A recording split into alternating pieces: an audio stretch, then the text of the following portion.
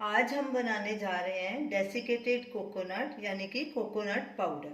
हमने एक पका हुआ नारियल लिया था, उसको तोड़ के इसकी गिरी निकाल ली। अब इस नारियल की जो ये ब्राउन वाली स्किन है, इसको पील कर लेंगे या चाकू से निकाल देंगे।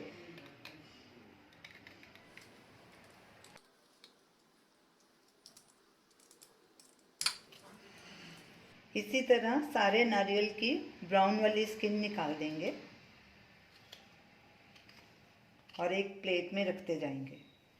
सारे नारियल की हमने ब्राउन स्किन निकाल दी है। अब इसके छोटे छोटे टुकड़े कर लेंगे ताकि आसानी से ग्राइंड हो सके। ऐसे करके छोटे छोटे पीसेस काट लेंगे।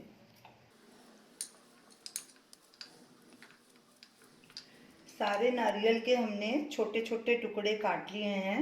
अब इन्हें ग्राइंडर में डाल के फाइन ग्राइंड कर लेंगे।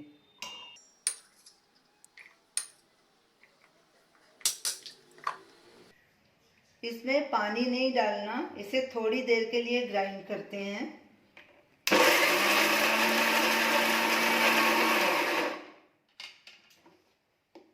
इसको खोल के स्टर करेंगे और फिर थोड़ा ग्राइंड करेंगे और इसे तब तक ऐसे ही करते रहना है जब तक ये फाइन ग्राइंड ना हो जाए।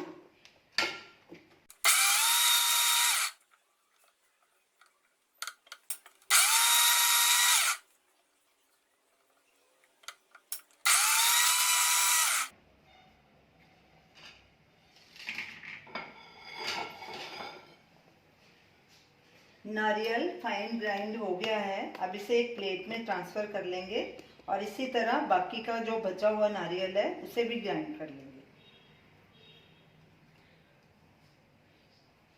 ये देखिए, इसमें कोई टुकड़ा नहीं है, फाइन ग्राइंड हो चुका है।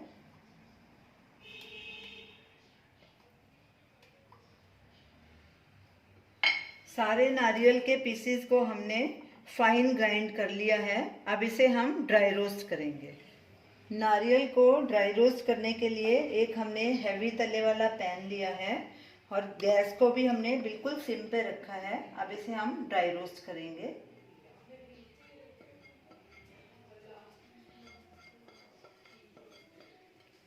कड़छी लगातार चलाएंगे और नारियल को हमें ब्राउन नहीं करना।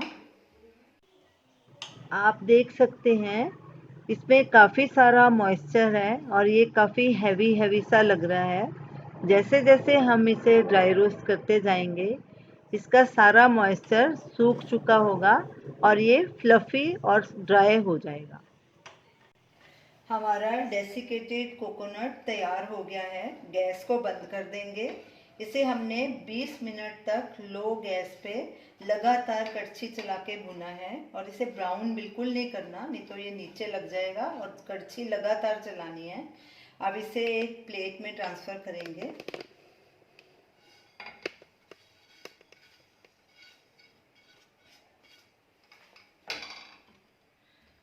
और इसे ठंडा होने के लिए रखेंगे। जब ये बिल्कुल ठंडा हो जाएगा तो इसे एक एयर टाइट बॉटल में भर के फ्रिज में स्टोर कर लेंगे। ये पाउडर आपका 6-7 महीने आराम से चलेगा, ख़राब नहीं होगा। आप इसे बेकिंग और कुकिंग दोनों में यूज़ कर सकते हैं। आप इसे ज़रूर ट्राई कीजिए और हमें अपना फीडबैक दीजिए और हमें बताइए कि आपको ये हमारी रेसिपी कैसी लगी। हमारे वीडियो को लाइक कीजिए, शेयर कीजिए, हमारे चैनल को सब्सक्राइब कीजिए। Thanks for watching.